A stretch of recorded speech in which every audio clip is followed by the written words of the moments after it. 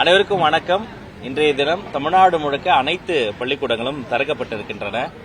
மிகுந்த உற்சாகத்தோடு மாணவ மணிகளை வரவேற்று அவர்களுக்கு தேவைப்படக்கூடிய அனைத்து வசதி வாய்ப்புகளையும் சரிபார்த்து முறையான இன்ஸ்பெக்ஷன் செய்து பாதுகாப்பெல்லாம் உறுதி செய்யப்பட்டு இன்றைய தினம் வெற்றிகரமாக அனைத்து பள்ளிக்கூடங்களும் திறக்கப்பட்டிருக்கின்றன. எங்களுடைய குழந்தைகள் வகுப்பறைக்கு வர தொடங்கிட்டாங்க.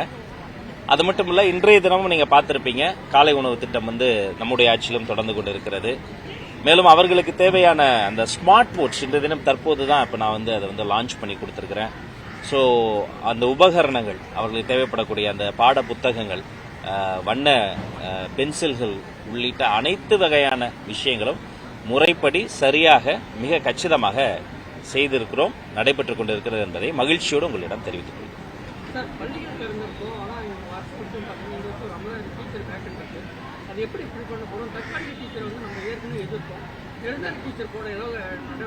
ஏற்கனவே ஒரு முறை நான் குறிப்பிட்டதை போல தென்னந்தர் அங்கங்கு எப்போது என்னென்ன பணியிடங்களை நிரப்ப முடியுமோ அதையெல்லாம் துறை சார்ந்த நடவடிக்கையின் மூலமாக செய்து கொண்டிருக்கிறார்கள். ஆனால் சில விஷயங்கள் நீதிமன்றத்தில் இருக்கு. இருந்தாலும் சில விஷயங்களை சட்டப்பூர்வமாக அணுகணும், சில விஷயங்களை மனிதாபிமானத்தோடு அணுகணும்.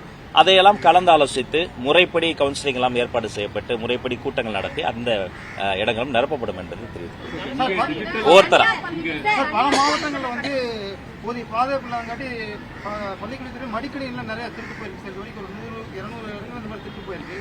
அது போதுமான பாதுகாவலர்கள் போடப்படுமா? இல்ல, அதை பற்றி குறைகள் முறைப்பாடு செய்யப்படுகிற பொழுது அவர்கள் மீது கடுமையான நடவடிக்கை எடுக்கும். இது அந்த குழந்தைகளுக்கு சொந்தமானது. அதுல எங்களுக்கு காம்ப்ரமைஸே ஆக மாட்டோம். அது மட்டும் கிடையாது, எந்த வகையிலையும் அங்க எந்த ஒரு திருட்டு சம்பவமோ அசம்பாவிதமோ நடைபெறாம இருக்கணும். அங்கொன்றும் இங்கொன்றும் நடைபெற்றால் கூட உடனடியாக அது என்னுடைய கவனத்துக்கு கொண்டு வரப்பட்டு கடுமையான நடவடிக்கைகள் எடுக்கப்படும் என்பதை உங்கள் மூலமாக தெரிவித்துக் கொள்கிறேன்.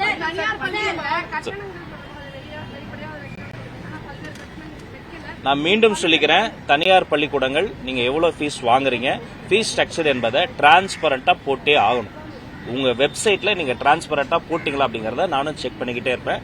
இது இந்த குழந்தைகளினுடைய, இந்த மாநிலத்தினுடைய மண்ணின் மகன்களின் மகள்களினுடைய வாழ்க்கை. அது நீங்க கொஞ்சம் புரிஞ்சுக்கணும். கண்டிப்பாக அது ஃபீஸ் ஸ்ட்ரக்சர் என்னங்கறத டிரான்ஸ்பரண்டா போட சொல்லி நான் உத்தரவு போட்டுட்டு அதை நீங்கள் கடைபிடிக்க வேண்டும் என்பதை கேட்டுக்கொள்கிறேன்.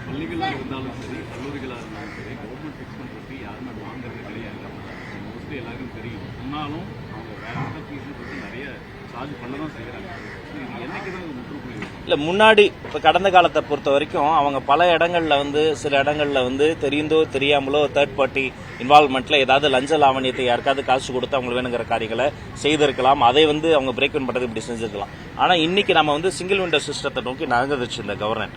இந்த கவர்மெண்ட்டை பொறுத்த வரைக்கும் பொலிட்டிக்கல் இன்டர்வென்ஷன் இருக்காது, தேவையற்ற இந்த லஞ்ச லாவணியம் இருக்காது. அப்ப அவங்க எதுல போக்கஸ் பண்ணோம்னா இந்த டிரான்ஸ்பரண்ட் கவர்னன்ஸ்ல நாங்க எப்படி போக்கஸ் பண்றோமோ அப்ப எங்களுடைய பங்குதாரர்களாக இருக்கக்கூடிய அந்த பிரைவேட் ஸ்கூல்ஸ் அதுல நீங்க கான்சென்ட்ரேட் பண்ணணும்.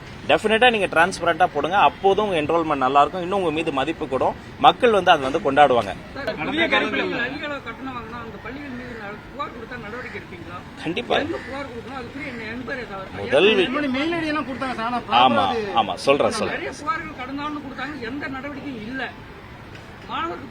கடந்த ஆண்டு கொடுத்த புகார்களின் மீது ஏன் நடவடிக்கை எடுக்கப்படல, எந்த காரணத்துக்காக நடவடிக்கை எடுக்கப்படலங்கிறதையும் நான் விசாரிக்க சொல்லியிருக்கிறேன்.